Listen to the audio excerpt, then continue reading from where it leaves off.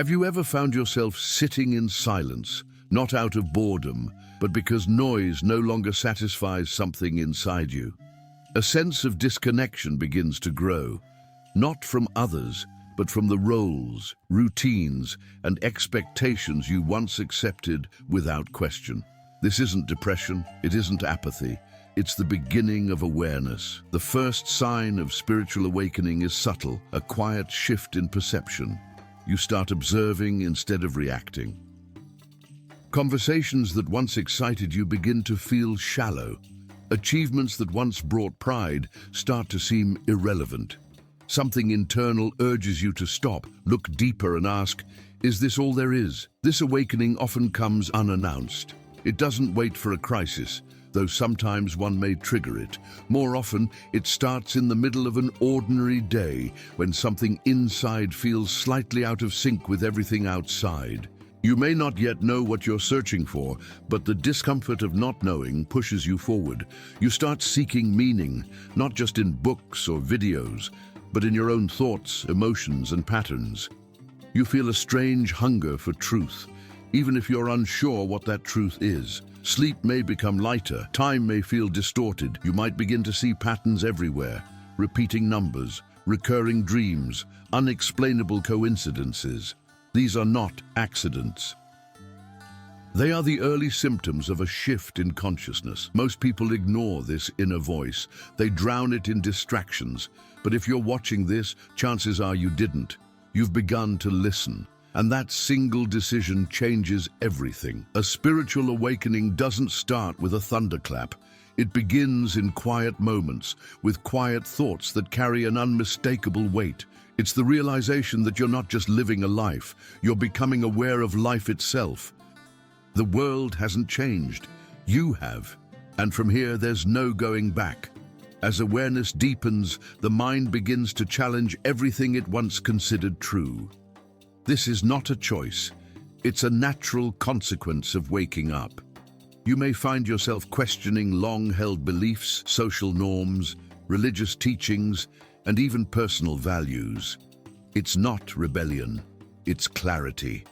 You start to see how much of your identity was constructed by others, parents, teachers, media, culture. Ideas you accepted without resistance now seem incomplete or misaligned. You ask, why do I believe this? Where did this idea come from? Does it still serve me? These questions are uncomfortable, but they are necessary. This phase often brings friction. People around you might not understand the changes you're going through. You may hear phrases like, "You've changed," or "You're overthinking." That's because you are changing. And the truth is, deep transformation never looks comfortable from the outside. You may begin to detach from roles you once played effortlessly. The career that once felt fulfilling may now feel empty. Certain relationships may become strained. Your desire for approval weakens. You begin to prioritize authenticity over acceptance. This isn't about rejecting everything you knew. It's about rebuilding on a foundation that's real. You no longer accept truth by tradition. You seek it through experience, introspection, and alignment. What once gave you certainty now gives you questions. And that's where growth begins. During this time, you might feel isolated. That isolation, however, isn't punishment. It's space. Space for reflection, integration, and the birth of a deeper version of yourself. You start to observe your own conditioning like a scientist studying behavior, curious but detached. The collapse of old beliefs can feel like a loss, but in truth, it's a clearing. What falls apart are illusions. What remains is your inner compass, untouched, steady, and finally ready to guide you. This is the point where the inner journey truly begins. You stop living on autopilot. You become aware that every belief has weight, and you begin choosing which ones you're willing to carry. Once your internal foundation begins to shift, emotions intensify.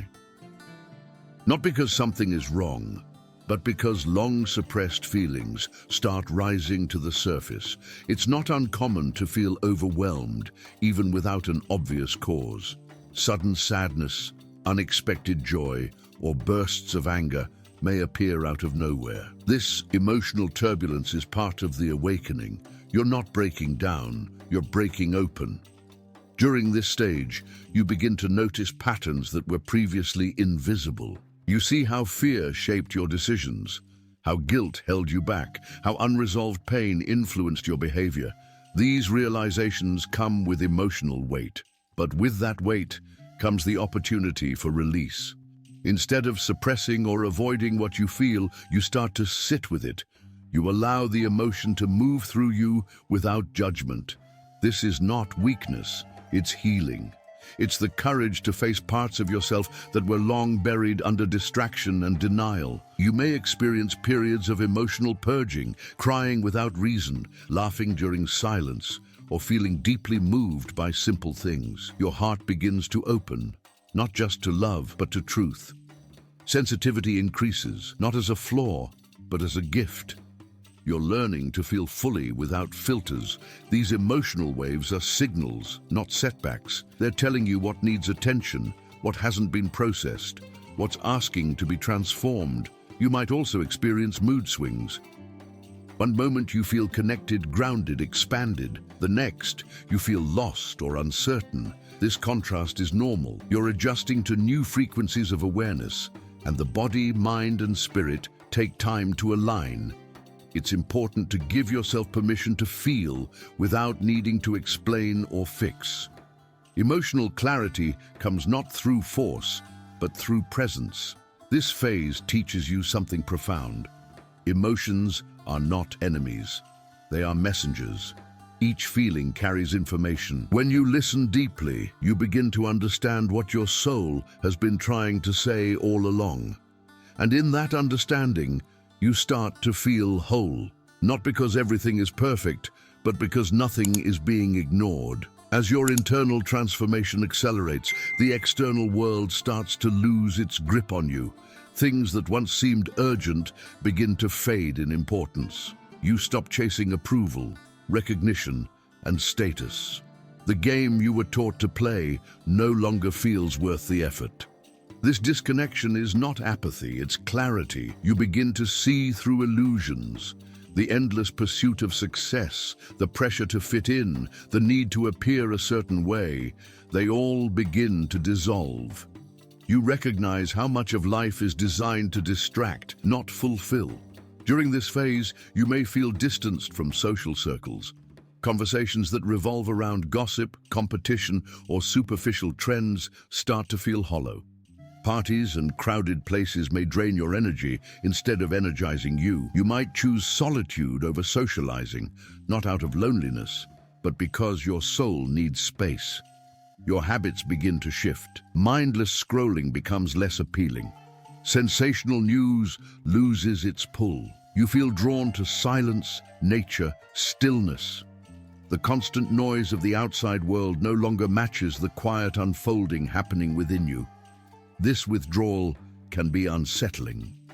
Society teaches us that staying connected means being constantly available, endlessly responsive, always plugged in. But awakening requires disconnection from the false, the noisy, the programmed, so you can reconnect with what's real. This is when you begin to understand the difference between loneliness and aloneness. Loneliness is a lack of connection. Aloneness is the presence of self. You start to enjoy your own company. You begin to value moments without stimulation. You rediscover the beauty of doing nothing with intention. From the outside, it may seem like you're pulling away, but in truth, you're moving towards something deeper. You're clearing space, internally and externally, for what truly matters. You're making room for meaning. In this space, you start to hear something you couldn't before, your own voice, unfiltered, honest, present, and that voice becomes your guide through the noise. As the layers of distraction fall away, your senses sharpen, not just physically, but energetically. You begin to notice things others overlook. A subtle shift in someone's mood, the tone beneath their words, the energy of a space. You perceive it all with striking clarity. This heightened sensitivity is not an accident. It's the result of tuning in rather than blocking out. For most of your life, you've been trained to ignore your intuition. Now, it returns with force. You begin to trust subtle impressions, gut feelings, spontaneous insights. You may find yourself avoiding environments that feel chaotic or heavy. Busy crowds, artificial settings, or loud conversations can become overwhelming. Instead, you're drawn to nature, quiet places, and authentic interactions. Your body reacts strongly to what feels aligned and what does not. Food, sounds, even certain people may affect you differently. This isn't weakness, it's intelligence.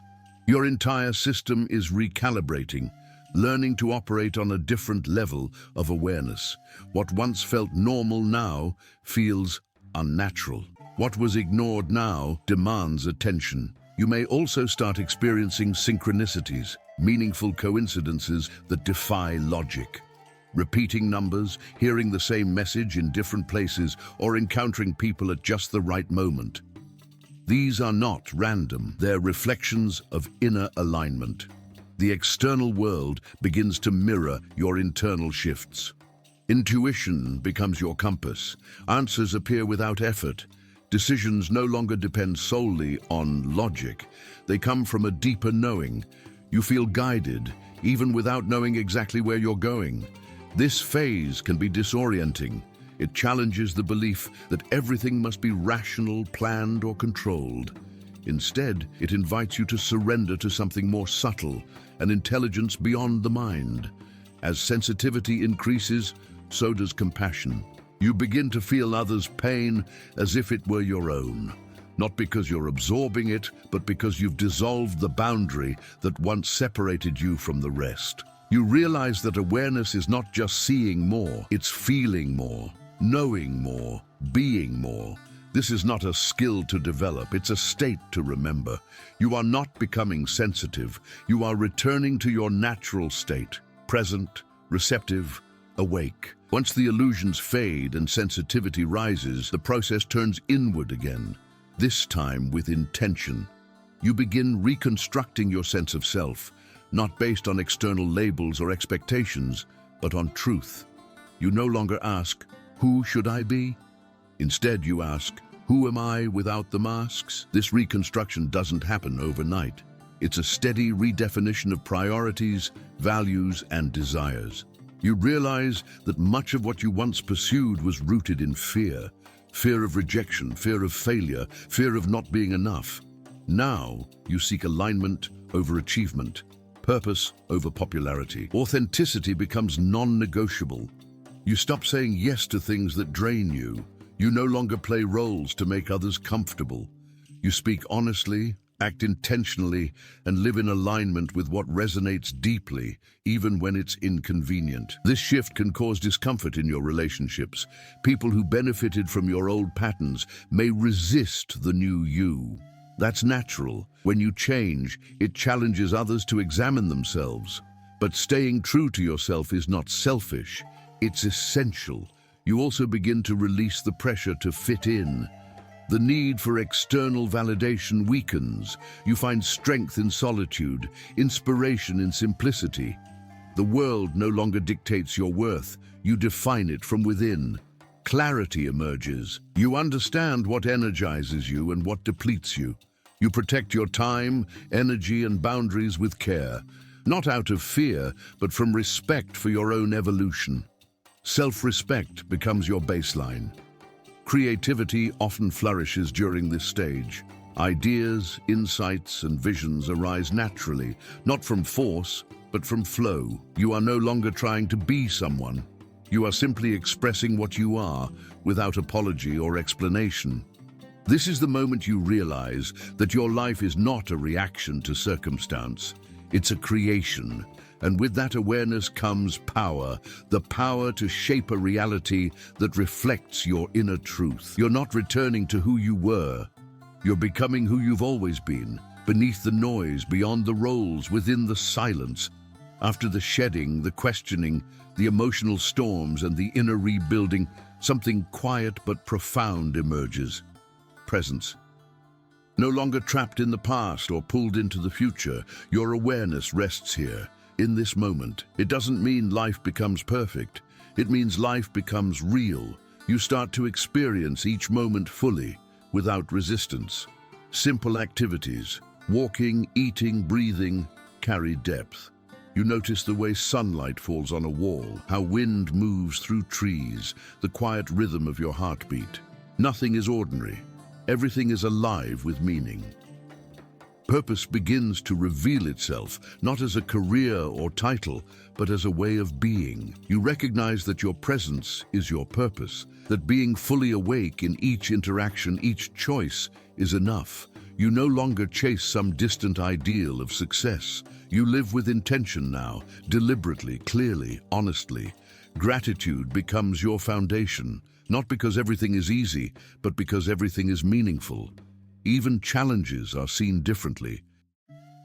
Instead of obstacles, they become invitations, opportunities to respond from awareness rather than reaction. You begin to influence others, not by trying to change them, but simply by embodying truth.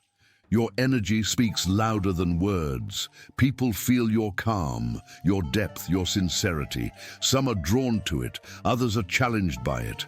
Either way, you remain anchored.